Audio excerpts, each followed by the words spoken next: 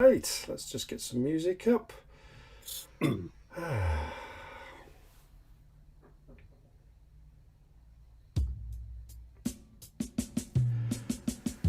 Well, good morning, everybody. Just getting the feed up. We're just counting down now to Leaders Live. Just waiting for the feed to catch up. Here we go. Here we go.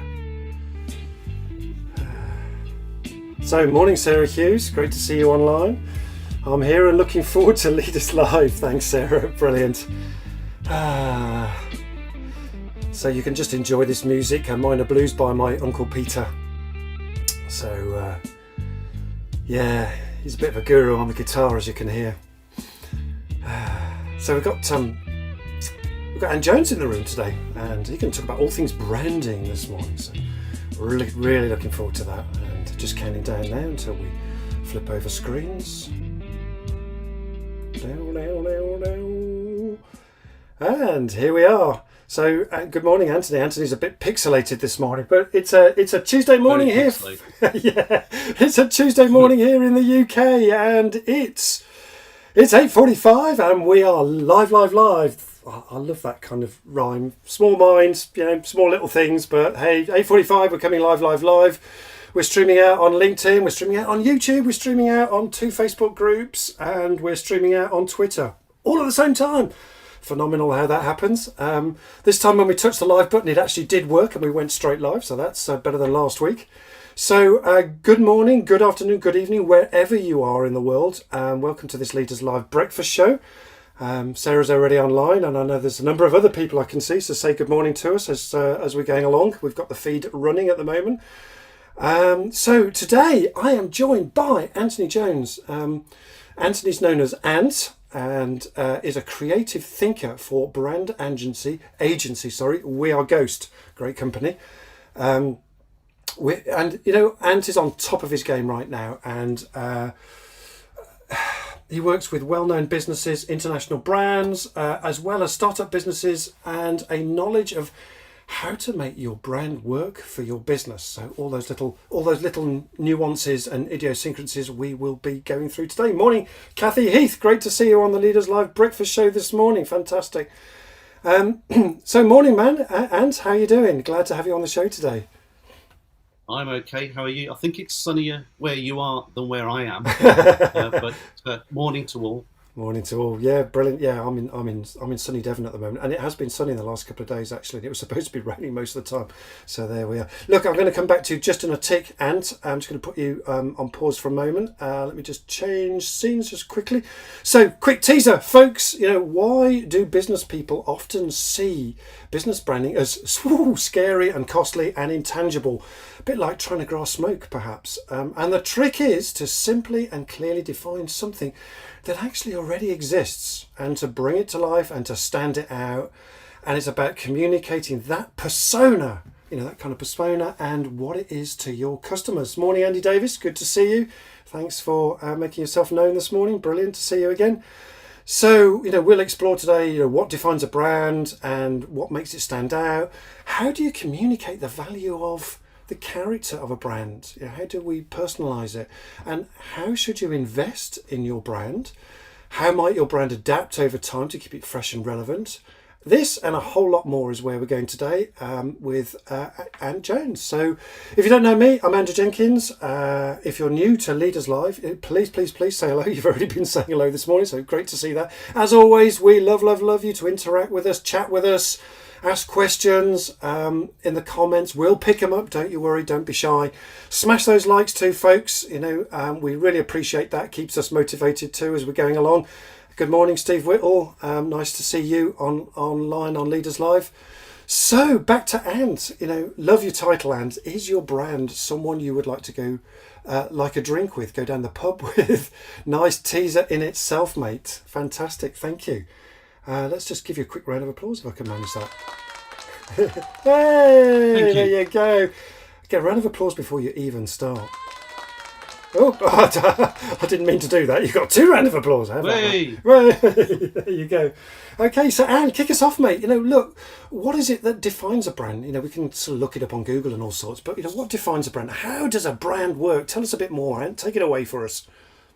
Well, as you say, if you look up on Google as to what defines a brand, Yeah. you get the sort of the very sort of beginning of it, where it says the type of product, a type of product manufactured by a particular company under a particular name. And for many organisations, for many people, that's probably their definition of what a brand is. Oh, okay. And it's the beginning of something. It's the what it's about and what you do, but it's not necessarily the depth of what that the meaning of it is. Yeah. Okay. And say lots of organisations today, in particular, are trying to redefine, particularly after the pandemic, redefine how they communicate to the world to make them better, to make them different. Another Google search you might want to do if you were getting a bit further into it is how does brand work? And again, Google says, because Google is great, a brand is an intangible marketing. It is intangible marketing or business concept that helps people identify company, product, or individuals. Yeah, that's a bit more depth. A bit more depth to it than just it's fundamentally a logo, a font. Right, I was going to come on to this. Line. Yeah, because when people normally it's a bit more deeper. Yeah, when people normally think of a brand, what comes to mind is probably a logo, probably a bunch of fonts, some colours, website. Yeah, but it's a bit more than that, Ant, is what you're saying. It's more subtle than that, right? It's always more than that. When we've got clients or had clients in the past that have come to us and they said they want a website, they want a logo, they're not sure about a product's name. So could we explore what sort of name it is?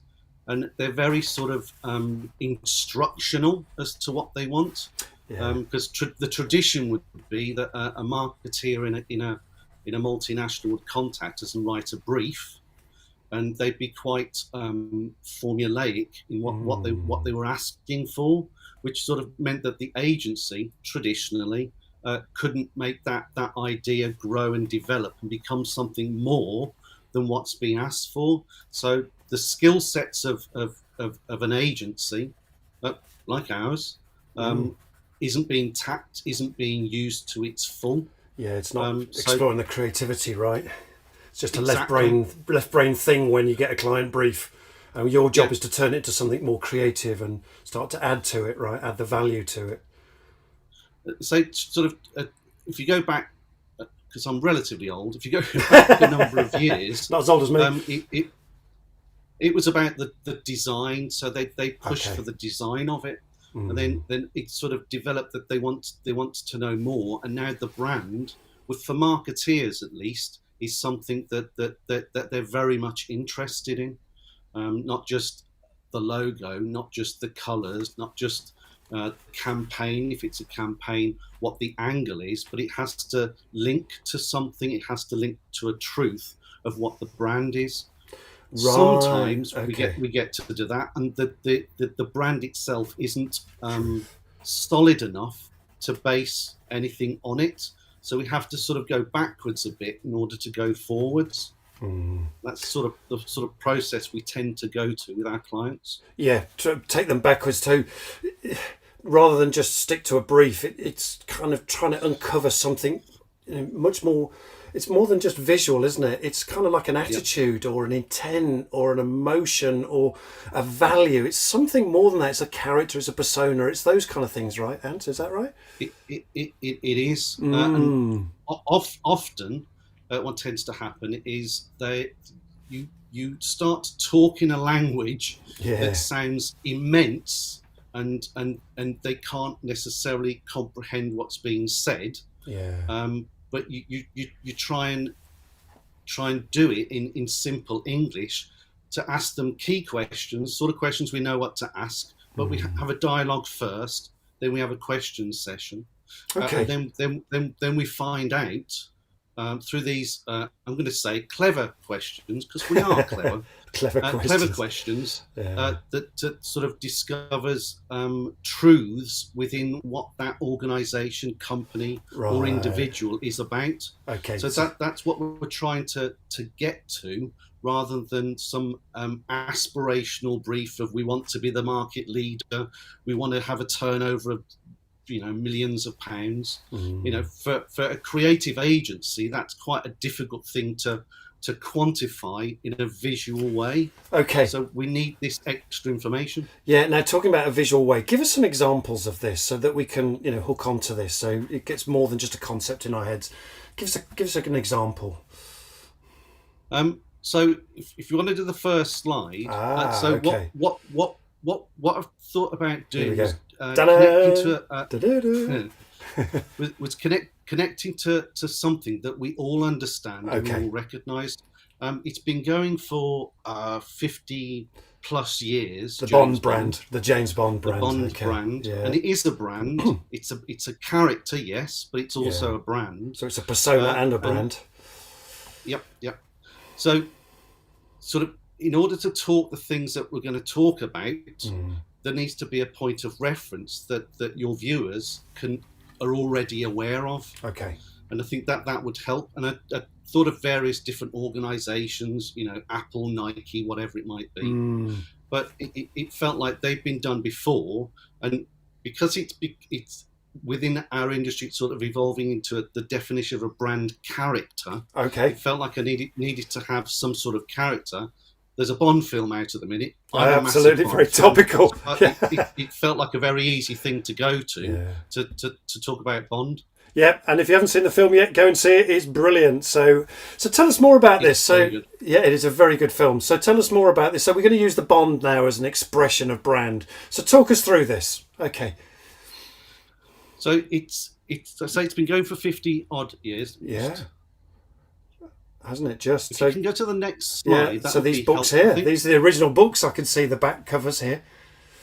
So because it's been going for 50 years, the character, the brand character, has developed from how it was written by Ian Fleming in the 1950s to how he's portrayed, particularly in the latest Bond film. We will not be giving any spoilers in the film, because a lot of people haven't seen it. I've been very careful not to do that. Good. But as we get through this, and if you do watch the film, you will understand how they've developed it even further from where it was for the previous film.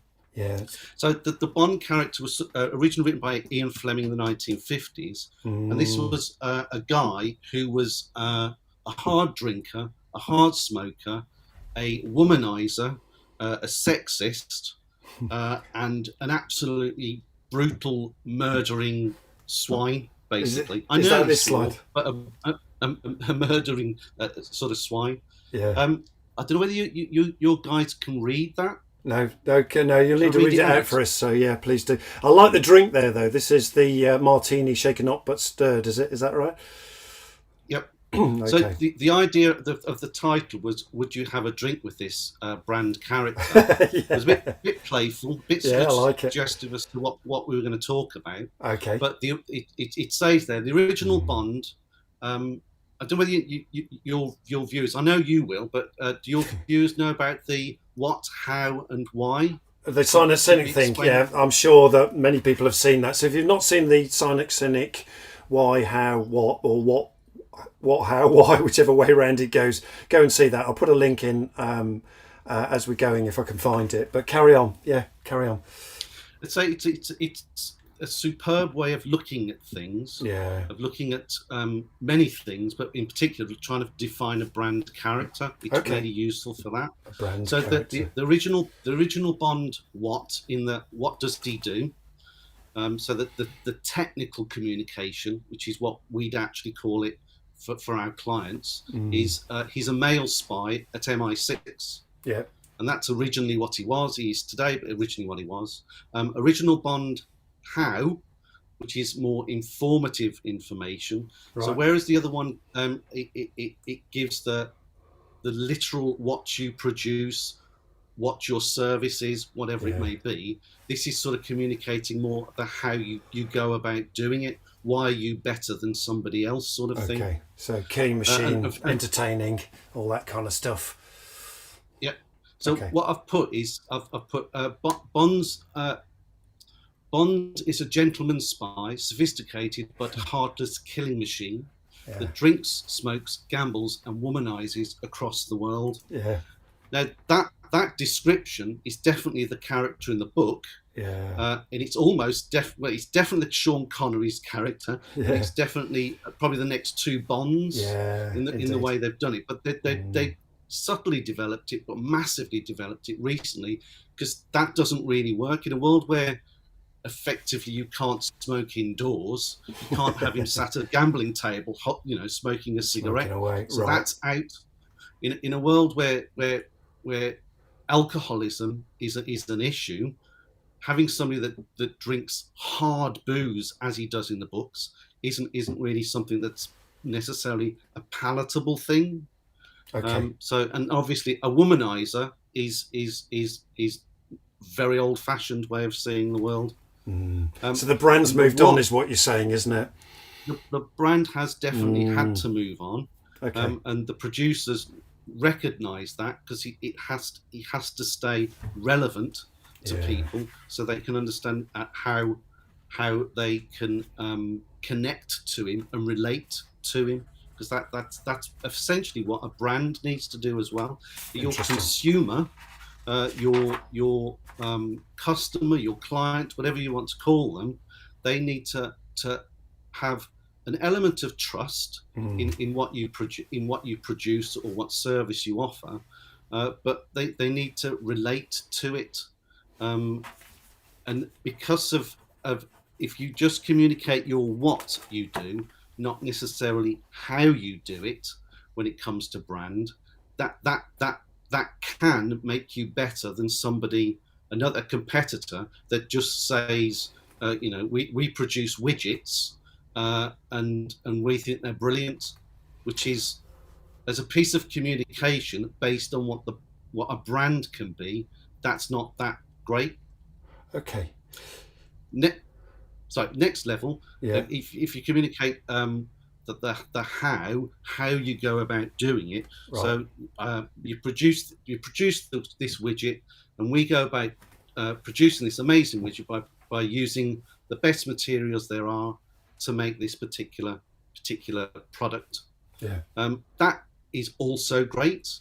It communicates the fact that you care about the quality of what you produce, but it doesn't capture anything that's particularly magical. Yeah. Let's say it doesn't help your marketing team or your agency produce an advertising campaign or produce an exhibition stand that communicates on a different level, person to person, and in a relatable way.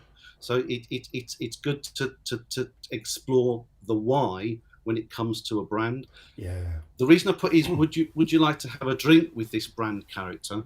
Is I don't know whether all of us would want to actually have a drink with the guy that I've just described that's in the books. Yeah, this one here. Yeah. He would probably try and kill us if he got bored. He'd probably get bored very, very quickly. Yeah.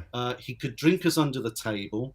He'd fill the room with smoke, and he'd try and get off with every female in the room. Well, this isn't particularly a nice person. Yeah, got that. Yeah. So the new Bond is very different, isn't it? It shows his emotional flaws, shows his character. We start to identify more with him, which is what the brand has extended. The brand has changed then, hasn't it? It's not just about defending Queen and country anymore. We're buying into, what are Bond's motivations here. He actually cares about what he does, and he wants to bring justice to the world as well, I guess. So the why for the old character, I realise I haven't said it. So the why within the books is defender of the empire, and British interests abroad, which, if you think of sort of the 1950s, which is the tail end of that era, it fits in really well. If you think of Ian Fleming and where he came from, a sort of quite upper class white male, privileged, went to Eton, etc. So it's sort of they believe in Britain, they believe in empire. So it's sort of that's what's kind of in the books. That was what was, but now the brand has changed, hasn't it? It's now become much more accessible. It's evolved over the years. I don't know whether people know the way Roger Moore did it. It was far more casual, more humorous, less brutal than Sean Connery, because they recognised this is the 1970s, that suited and booted, tall, dark and handsome, smoking a cigarette type character while holding a vodka martini wasn't quite working. So Roger Moore became something different in the same way that each Bond has, in the same way that Daniel Craig has. So the current Bond, is the best spy on the market. So there's a lot of businesses, and we've had a number of clients that think that explaining that in a brief, that we're the best in the market, we have 60% of that market, we're recognised globally, and they talk about the what they do more than the how they go about it, why they've got the how they go about it, and then the why itself, I suppose. Okay. So it's understanding that the brand gives you depth to what you sell. And I think that when it comes to, as I say, the marketing, the look of it, the design of it, the approach of it, the words of it, the imagery of it, once you've got the why, and in our particular case with our agency, when we put a design to the why, it all fits a consistent language.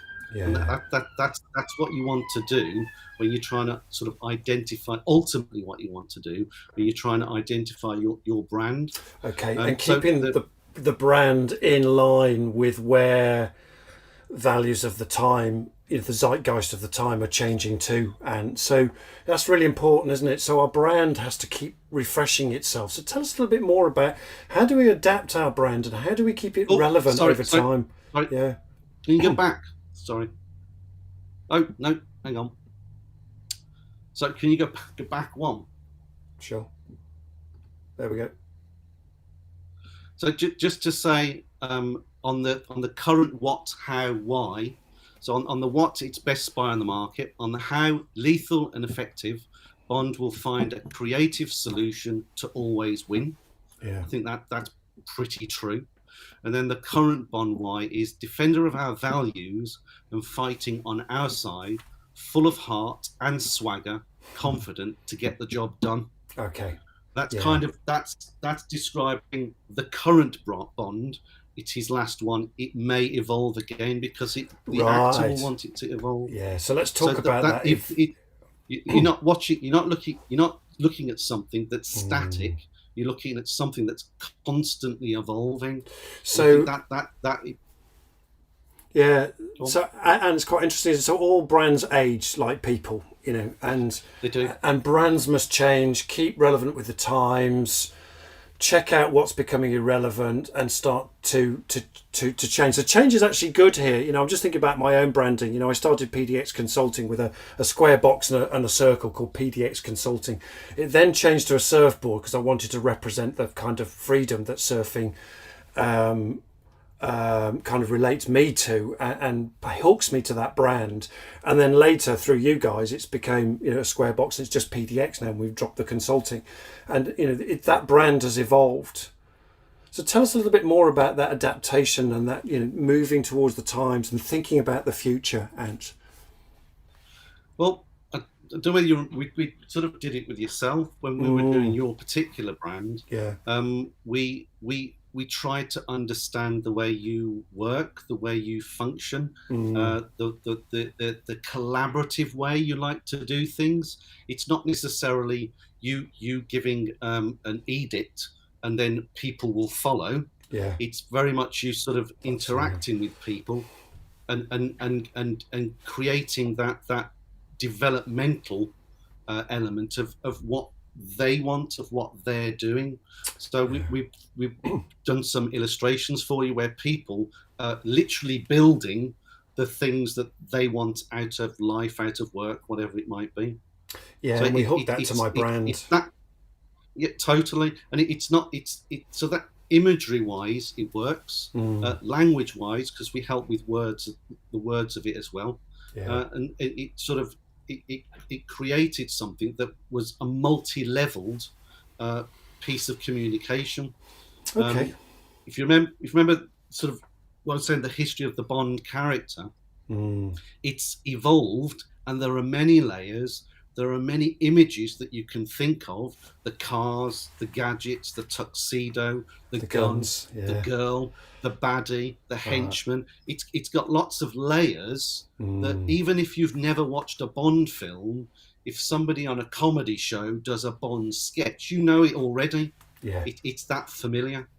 Yeah, I mean, Elaine says here, I've rebranded so many times, actually secured my new domain for this morning for my latest and final domain. That's the plan. And for now, at any rate, she says. So keep the questions coming. And the great statement, that, thank you. Any questions that you guys want to ask, please, while we're on, just ask some questions. And thanks for that statement, Elaine. Very interesting. Yeah, rebranded so many times. I think I've invented my brand at least 3 times now, if not more. But yeah, about 3 times. The thing, if you've, I mean, you've got to be careful on the reinvention of a brand. Yeah. Are you starting again and coming up with something different each time, or is it based on a truth?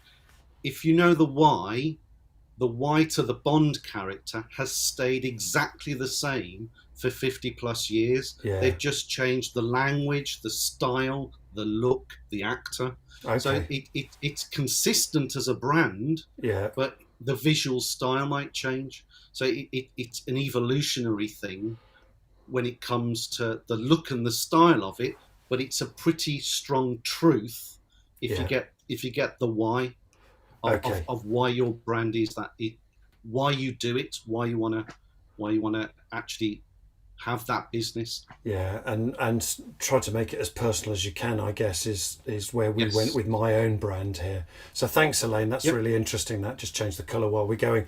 So Elaine also says, it's a sign that we are seasoned in business, Andrew Jenkins. Yeah, I think you're probably right, actually. We have to deserve the right to rebrand, right? As pain as it is. But actually we're moving, as we change in the business, our brand needs to change.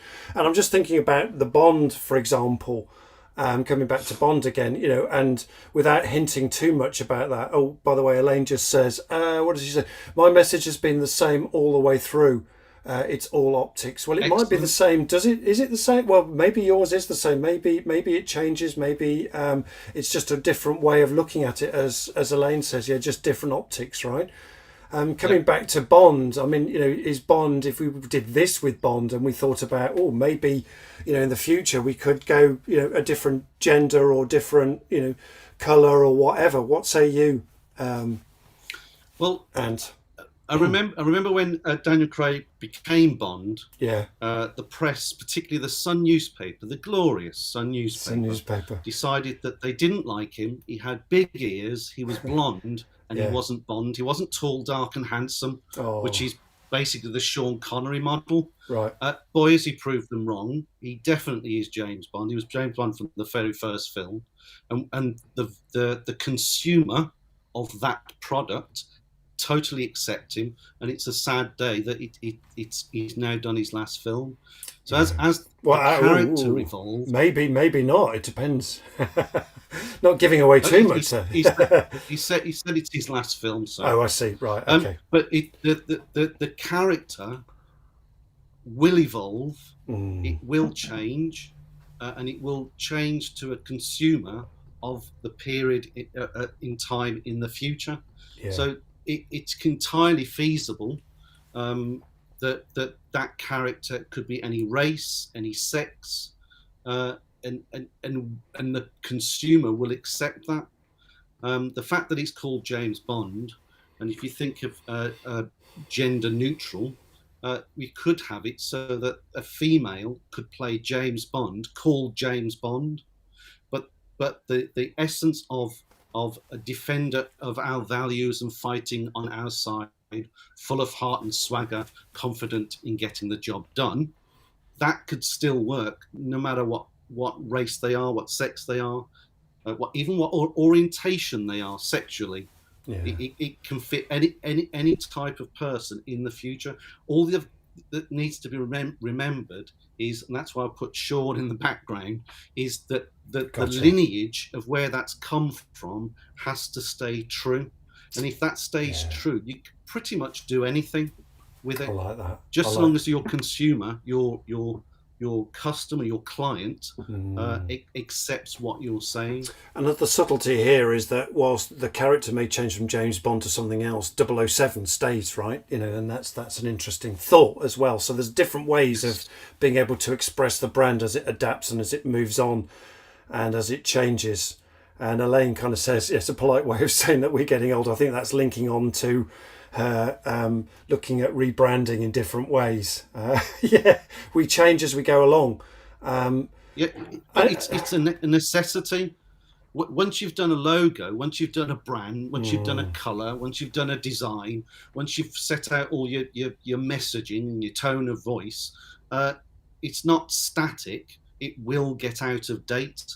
So you've got to look at it again and refresh it and make sure that it's still relevant, it's still valid within your sector. Yeah, and that's more to the point, isn't it? It's not that we're getting old, it's actually that things are changing around us and we need to adapt, right? Okay, that's really interesting. Yes. That's really interesting. Listen, we can talk for ages now. Just notice we've got 31 minutes on the clock already. So you mentioned this here when we were talking. What kind of tips have you got for us when we're looking at our own branding journey? And I think you wanted to support that with this slide, didn't you? Let's have a look. Is that the slide that you wanted here? Yeah. Oh, it's it's a bit too small. Yeah. But there's 7 sort of tips on how, in particular, to communicate to a design team, an agency. What you don't really want to do is turn up with absolutely definitively what you want. Yeah. In the common mistake, right? You don't go to a garage mechanic with a list of how to fix the car. So you just say, "Can you fix the car?" So you need to sort of have a little bit of homework, if you like, a little bit of different way of seeing things in order to talk really well to an agency to get the very best out of them.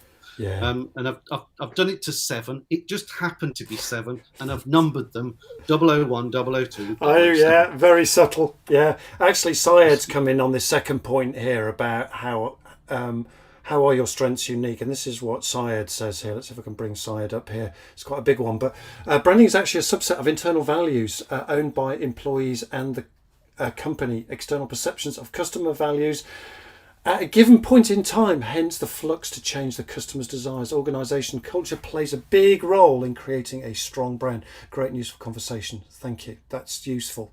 Thanks. Utterly agree with everything. Yeah, super. Yeah, interesting, that one.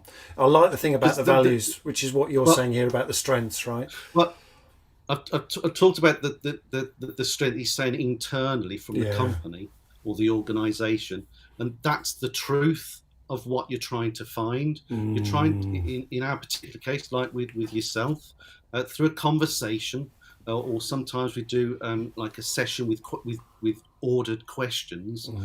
We're attempting to sort of do a bit of a Vulcan mind melt on you to try and understand you enough to then reflect, almost like a mirror, back at you what we think your brand direction should be.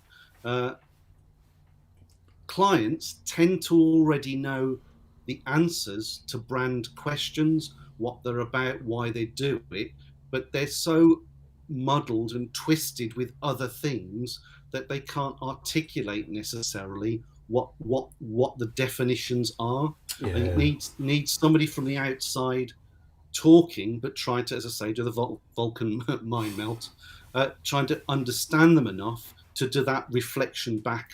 Yeah, it's that look from the outside in, isn't it? Yeah, sorry. Yeah. And it works really, really well. Yeah, Elaine chips in here, and says, Syed, Ifran, absolutely, all a question of balance. Yeah, Interesting. And getting to see this from the outside is actually quite important, is what I'm picking up from you. You can't always do it when you're inside an organisation. Looking from the outside into an organisation really helps you to get to, what is it that you want to achieve? What are you going to be talking, who do you talk to? What does success look like to you, just taking on your 003, 4 and 5 comments there? And so I'll just start from the top with it. First question: do you need this? Yeah. If you go to a design or branding agency and say, I'm thinking of having a new design, I'm thinking of having a new brand. Yeah. 9 times out of 10, traditionally 9 times out of 10, they'll say yes, you do, but you need to have an idea yourself if you need to do it. You know your business, who your competitors are. You get a good feel as to where you sit in that world. So the first thing to think about is, do you need this? Do you need to think about a possible new brand? Okay. That's the first thing you need to do. And it's not sort of, you go into a dark room and you ask yourself that question. It's something that's just in the subconscious, and it's just there, whether it's yes or no. Well, we've talked about that, haven't we? It's not something you analyse. Yeah. We've talked about that with the kind of sign of the times, haven't we? That things are changing out there and that we need to adapt. So that's kind of probably the prompt to that. So talk us through these other ones then, Ants. So you've mentioned it already, but how are your strengths unique? So as I said, quite a lot of clients come to us and they talk about the money side of things, how big they are, because they think that's going to help a branding design team. Okay. But what we really want to know is how are you unique? How are you different? And it's still in the how. It's not the why yet, which is the most difficult one to try and answer. So what are your strengths? How are you different? What are you really good at over the competition? It also goes deeper than that. You're sort of asking those questions of the competition to find out how they can be better, whether they're actually really good at something that they don't actually currently think that they're really good at. So it's finding that. It's, as you say, it's looking from the outside in to hold up that mirror. Okay. What do you want to achieve? Again, you could get clients that say that they want to double their turnover in the next 24 months, which is a great thing, and refreshing the brand and making it more relevant by definition will help that happen. But a brand's goal can't necessarily be a return on that investment. Indeed. It's more black magic almost than something that's mathematical and precise, but it will help a lot, and it help the team understand their own business more, and just be better at what they do, feel confident in what they do, because they believe, because it's all about belief, and trust, because it's all about trust, that the business they work for is this. Okay. And it's definable. Yeah, rather than something that we just make a widget. Yeah, this is an expression of character, isn't it? And we're kind of running out of time as well here. But that expression of character about values. Yeah, quickly, just give us the rest of these for us. Okay. So 004 is who are you going to talk to? So that's an internal thing. It might be that you just talk at board level. It might be that you talk at every level of the business to find out that sort of information, because people that aren't in it, living and breathing that sort of a discussion in a boardroom, might have clarity in what something is. Okay. And it's always good to talk to as many people as possible. Gotcha. 005. What does success look like? So define, once you've got this brand, how would you define that as a successful thing to have done? Not easy question, that one. Yeah. It's tricky, but don't talk money is the first thing I'd say. Okay. 005, what does success... I've done that one. 006, how deep are you willing to go? brand can go incredibly deep.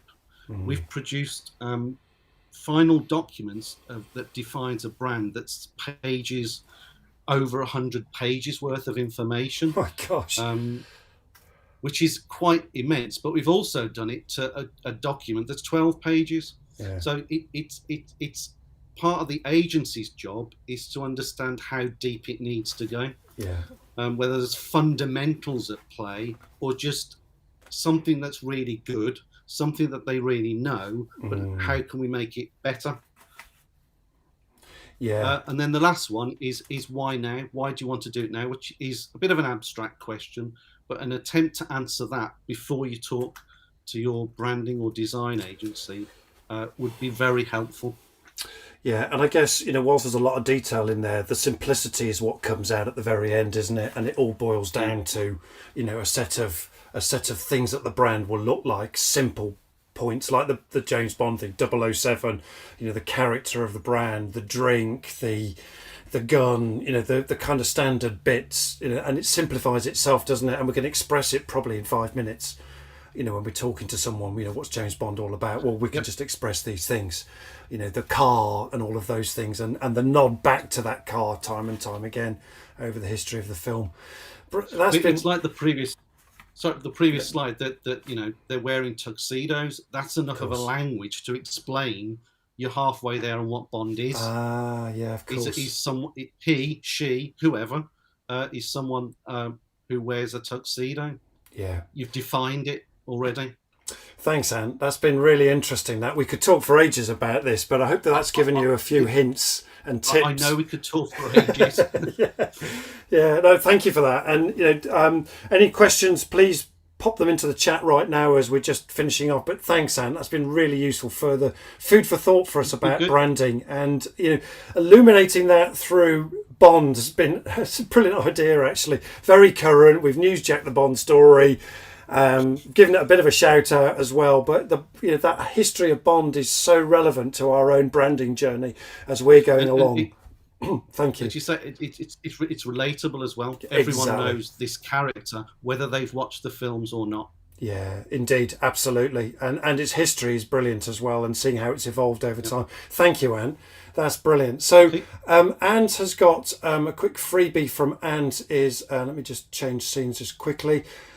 He's going to give away, a 1-hour consultation with Ant, with himself, with Anthony and his team about your brand for the first 5 people to respond. It's not just me; it's an entire team. So it's the entire team that will look at your brand with you for an hour. And the first 5 people to respond in the comments on this LinkedIn live event will have access to that. So please type away if you want that right now, and we'll pick those up in the comments, and Ant and his team will take that further. From my side, I hope you found this a useful topic, and it's given you further food for thought about your own branding journey, and whether you need to stay as you are or whether you need to move on, and whether your brand is still relevant, and all of those things. So thanks for that, Anne. From my side, I'm founder of a CEO community called Inspired CEOs, and if you're a CEO or a business owner with staff, I'd love to invite you to a free 2 or 3 weeks to join our community, experiencing our game-changing conversations and hot seats, and simply contact me for a discussion. We'd love to hear from you. And also please contact me if you want to develop high performance teamwork, which is really the kind of thing that I do most of the time. To develop that in your own business, please find more details on my website. Links will follow later in this discussion. Quick word about Leaders Live and what we're going to be doing next week. So I set up Leaders Live with a purpose to edutain folks and to explore high performance topics via informal, fun, back and forth kind of feedback with interesting people just like Ant and other people that we've had on the show, with a mindset and a passion to help leaders and businesses succeed in these rapidly changing times that we're living through. So, and I do this because I believe it's important. This generation of business leaders get success through the people factor. I really believe that's true. So therefore, Leaders Live really taps into this innate superpower of I to the power of we, to change all of that. So we're living in really rapidly changing times in these days, folks. Next Leaders Live will be Tuesday, the 2nd of November. That's next Tuesday at 8:45 usual time.